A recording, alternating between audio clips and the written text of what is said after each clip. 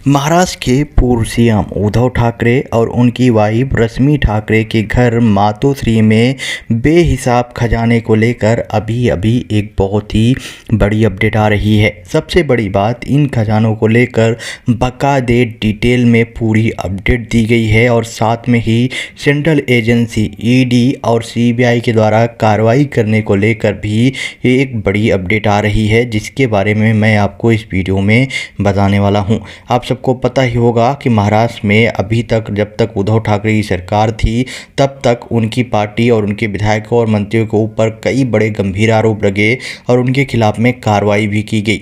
लेकिन अगर वहीं बात की जाए उद्धव ठाकरे या उनकी वाइफ रश्मि ठाकरे, तो उनके खिलाफ में कुछ आरोप तो स्टार्टिंग में ज़रूर लगे, लेकिन कोई भी कार्रवाई नहीं हुई।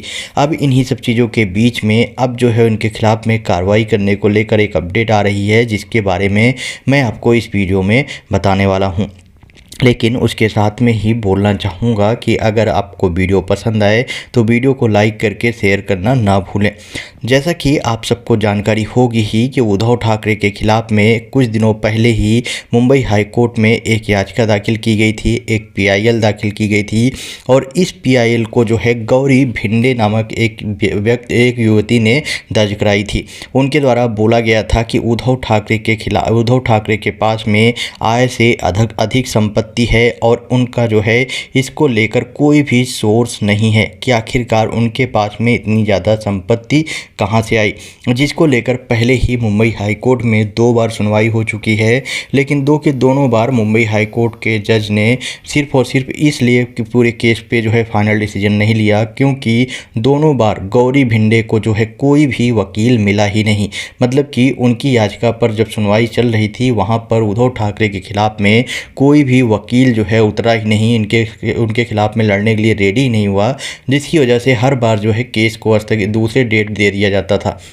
लेकिन फाइनली अभी एक बड़ी अपडेट आ रही है, जहां पर बताया जा रहा है कि मुंबई हाई कोर्ट में उद्धव ठाकरे और उनके परिवार की संपत्ति की जांच की मांग वाली याचिका जो दायर की गई थी, इस याचिका पर आज जो है कोर्ट के जज ने फाइनली सुनवाई करने के लिए रेडी हो चुके हैं और इसमें उनको वकील भी मिल गया है। और आज जो है इस केस पे अभी जस्ट जैसा कि अपडेट आ रही है, उसमें बताया जा रहा है कि वो सुनवाई होनी शुरू हो चुकी है और गौरी भिंडे और उनके पिता ने यह याचिका दायर करते हुए उद्धव ठाकरे और उनके परिवार के खिलाफ में आय से अधिक संपत्ति अर्जित करने की बात कही थी।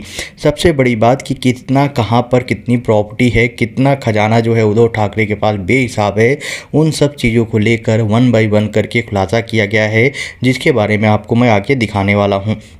जैसा कि अभी अपडेट आ रही है, उसमें बताया जा रहा है कि गौरी भिंडे और उनके पिता ने इस याचिका के जरिए ठाकरे की संपत्ति की जांच की मांग की थी सेंट्रल एजेंसी सीबीआई और ईडी के द्वारा। ठाकरे परिवार के आय के स्रोत की जांच होनी चाहिए, उनके द्वारा रिक्वेस्ट किया गया था। भिंडे ने आरोप लगाया था कि उनके पास अब जितनी संपत्ति है उसका हिसाब भी नहीं है।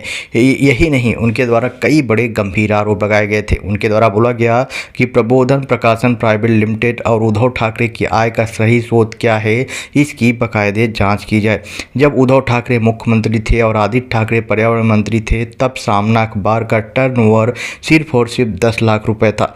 याचिकाकर्ता गौरी भिंडे ने हाईकोर्ट में मांग की है कि ठाकरे परिवार की आय की स्रोत की जांच सीबीआई और ईडी के द्वारा करानी चाहिए। आदित्य ठाकरे ने 2019 में विधानसभा चुनाव लड़ा था। उद्धव ठाकरे बतौर विधायक विधान परिषद गए थे, इसलिए उद्धव ठाकरे परिवार को अपनी पूरी संपत्ति एक हलफनामे के जरिए जमा करानी थी। उद्धव ठाकरे की कुल संपत्ति कितनी है? शेयर में लगभग 125 करोड़ रुपए का निवेश और 22 करोड़ रुपए का आय का स्रोत जो है शेयरों से लाभांश 1 करोड़ 61 लाख एफडी मातोश्री और मातोश्री के सामने 2 बाजार मूल्य के अनुसार घर की कीमत 52 करोड़ रुपए में, एक फार्म हाउस 23 लाख, आभूषण जो है एनएसएस में 3 लाख का निवेश, 3 एकड़ भूमि भीलवाले तालुका खालापुर जिला रायगढ़ बाजार मूल्य के अनुसार भूमि की कीमत 5 करोड़। साथ में ही मुरसेठ तालुका अकोला जिला अहमदानगर भूमि की कीमत कम से कम 14 करोड़ रुपए है और उनके ऊपर जो है 4 करोड़ रुपए का ऋण भी है, वो भी बैंक के द्वारा। यही नहीं, अगर बात की जाए रश्मि ठाकरे की, तो रश्मि ठाकरे की संपत्ति 35 लाख एफडी शेयर है और बॉन्ड में निवेश 34 करोड़ रुपए है। एनएसएस में निवेश 3 लाख 1 करोड़ 35 लाख है, जो कि आभूषण भी उसमें शामिल है। वहीं अगर ज़मीन की बात करें तो भीलवाले तालुका खालापुर जिला रायगढ़, वैजनाथ तालुका करजेत जिला रायगढ़ भूमि, हमगांव तालुका खालापुर जिला रायगढ़ भूमि, कोरलाई तालुका मुरूड़ जिला रायगढ़ कुल लागत 6 करोड़ बाजार मूल्य के अनुसार घर की कीमत 30 करोड़। वहीं रश्मि ठाकरे के खिलाफ में रश्मि ठाकरे के ऊपर 11 करोड़ रुपए का बैंक लोन भी है, ऋण भी है।